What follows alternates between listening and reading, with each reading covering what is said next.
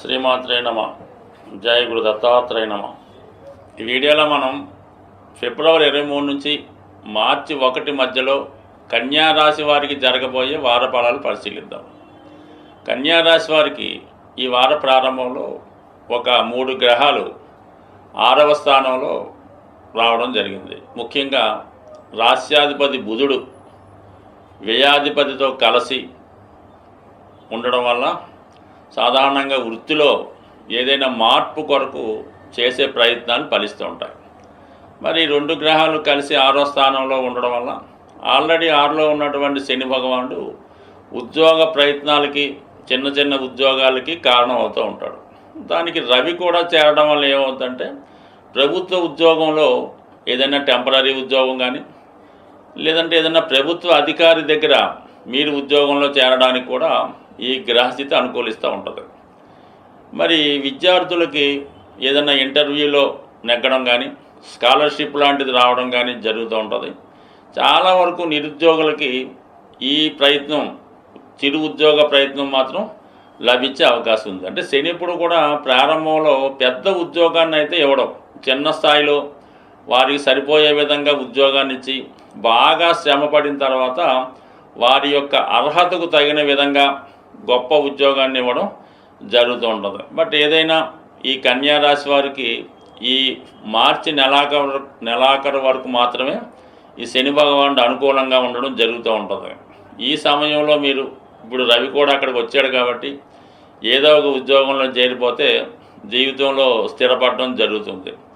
ఈ అవకాశాన్ని కూడా మీరు వదులుకొని ఏదో గొప్ప ఉద్యోగం వచ్చేదాకా ఎదురు చూస్తామంటే ఇంచుమించుగా చాలా ఇబ్బందుల్లో పడే సూచనలు ఉన్నాయి. కాబట్టి తొందరగా మేలుకొని ఉద్యోగంలో ప్రవేశించడం మంచిది. అంటే 6వ స్థానంలో రవి దానిని బలపరుస్తూ 10వ స్థానంలో కుజుడు దిగ్బలుడై ఉన్నాడు.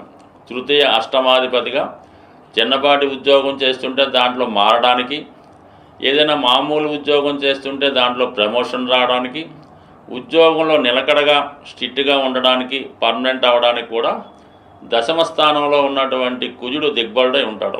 ఈ సమయంలో మీరు ఏదైనా పోలీస్ డిపార్ట్మెంటు లేదంటే ఎక్సైజు అలాంటి సివిల్ వర్క్లో చేరాలనుకున్నా లేదంటే ప్రైవేట్ సంస్థల్లో సెక్యూరిటీగా చేరాలనుకున్నా ఇది అద్భుతంగా మీకు అవకాశాన్ని ఇవ్వడం జరుగుతూ ఉంటుంది. కాబట్టి ముందుగా మీరు నిరుద్యోగులై ఉంటే మీ ప్రయత్నం చిన్నదైన గొప్ప ఉద్యోగం అంటే తృప్తికరమైన ఉద్యోగం లభించే అవకాశం ఉంది.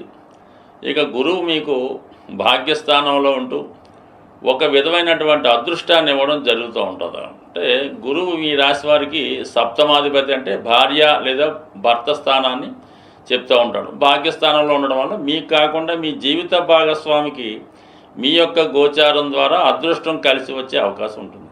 అంటే మీ యొక్క జాతకం ద్వారా మీ జీవిత భాగస్వామికి అదృష్టం కలిసి వచ్చే అవకాశం ఉంది. వారు ఏదైనా కొత్తగా వ్యాపారం చేద్దామనుకున్నా, వృత్తిలో ప్రవేశిద్దామనుకున్నా గౌరవప్రదంగా ఉండే అవకాశం ఉంటుంది. వ్యక్తిగతంగా మీ హోదా కూడా మీ భర్త గారి ద్వారా లేదంటే భార్య ద్వారా పెరిగే అవకాశం ఉంటుంది. కాబట్టి ఈ అవకాశాన్ని చాలా వరకు ఉపయోగించుకోవడం మంచిది. అంటే ఇంతగా మనం ఎందుకు చెప్తున్నామంటే కేతువు రాశి యందు సంచరిస్తున్నాడు కన్యా రాశిలోనే. ఈ కారణం వల్ల ఏమవుతుందంటే వచ్చిన అవకాశాన్ని ఇంకా మంచి అవకాశం వస్తుందేమో, ఇది మనం యాక్సెప్ట్ చేస్తే తర్వాత అవకాశం ఉండదేమో అని వచ్చిన ప్రతి అవకాశాన్ని వదులుకోవడం జరుగుతూ ఉంటుంది. ముఖ్యంగా ఈ సమయంలో ఈ కన్యా రాశిలో ఉన్నటువంటి అమ్మాయిలు వచ్చిన సంబంధాలని ఏదో విధంగా వదులుకోవడం జరుగుతూ ఉంటుంది. ఎందుకంటే ప్రస్తుత గ్రహస్థితి ఆ విధంగా ఉండడం జరుగుతుంది. సో ఏదైనా రేపు 7వ స్థానంలో ఏర్పడబోతున్నటువంటి ఈ గ్రహ కూటమి వల్ల కూడా మీకు చాలా వరకు వివాహంలో ఒక నిర్ణయానికి రాకుండా జరిగే అవకాశం ఉంది. కాబట్టి మరి ఏదైనా మీరు వివాహ ప్రయత్నాలు చేస్తూ ఉంటే ఏదో ఒక కాంప్రమైజ్తో ఇప్పుడు వివాహాన్ని సెటిల్ చేసుకుంటే మంచిది.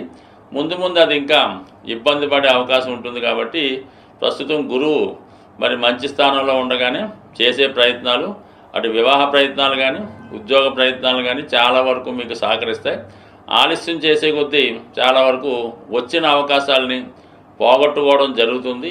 సాధారణంగా మరి ఈ వార ఫలాలు ఫాలో అవుతున్న వారికి గ్రహస్థితి నుంచి గ్రహాల యొక్క శుభ అశుభ ఫలితాల నుంచి మీకు అనుకూలంగా రావడానికి ఈ వారంలో వస్తుంది మహాశివరాత్రి.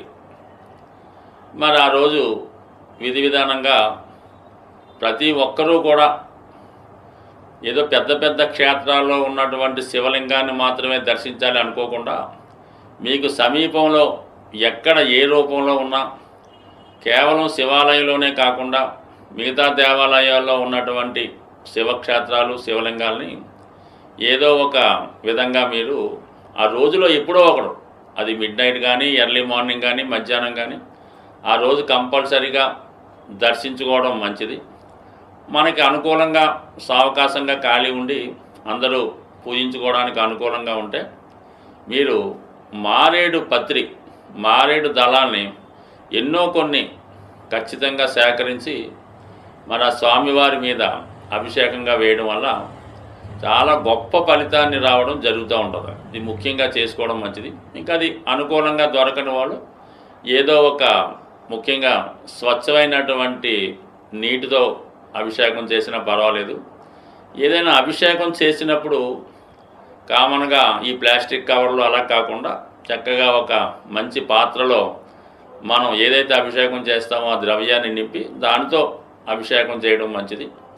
దాని తర్వాత మీరు ఆ రోజు విధి విధానంగా ఆ రోజంతా జాగరణ ఉన్నవాడు కానీ ఆహార విషయంలో కూడా చాలా సాత్వికంగా ఆహారం తీసుకోవడం వల్ల శివుని యొక్క అనుగ్రహానికి పాల్గొంటారు.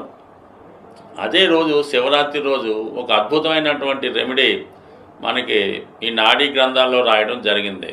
శివరాత్రి రోజు గోవుకి కూడా మీరు ఏదో విధంగా నమస్కరించి గోవుకి ఆహారంగా ఒక క్యారెట్ కానీ లేదంటే గోధుమలతో తయారు చేయనటువంటి స్వీటు హల్వా కానీ రవ్వ లడ్డు కానీ అంటే డైరెక్ట్గా నానబెట్టిన గోధుమలు కానీ ఆవుకి పెట్టడం వల్ల గోశాలలో ప్రశాంతంగా ఒక 5 నిమిషాలు 10 నిమిషాలు మరి ఈ శివనామ స్మరణ గోశాలలో చేయడం వల్ల అపూర్వమైనటువంటి ధనయోగం జాతకులకి లభించే అవకాశం ఉంది. బట్ ఏదైనా సంవత్సరంలో ఒకరోజు వచ్చే ఈ శివరాత్రి రోజు మీరు విధి విధానంగా చక్కగా నియమంగా పవిత్రంగా శివుని ఆరాధన చేయడం వల్ల శివనామ స్మరణ చేయడం వల్ల అవకాశం ఉంటే వృద్ధులకి పేదవారికి ఏదో విధంగా సహాయం చేయడం కానీ మరి ఏదైనా బాగా నడవలేని స్థితిలో ఇబ్బందుల్లో ఉన్న వాళ్ళకి మీరు దగ్గరుండి సహకరించి ఆ స్వామిని దర్శించే విధంగా వాళ్ళకి సహాయపడినా కూడా చాలా గొప్ప పుణ్యాన్ని లభిస్తుంది. ముఖ్యంగా నవగ్రహాలన్నీ కూడా శివుని యొక్క ఆధీనంలో ఉంటుంది కాబట్టి నమ్మని వాళ్ళకి నో ప్రాబ్లం. ఎవరైతే శాస్త్రాన్ని నమ్ముతారో గ్రహాల్ని విశ్వసిస్తారో వారు ఈ శివరాత్రి రోజు చక్కగా స్వామిని దర్శించడం వల్ల చాలా చక్కని ఫలితాన్ని మీరు పొందే అవకాశం ఉంటుంది. స్వస్తి.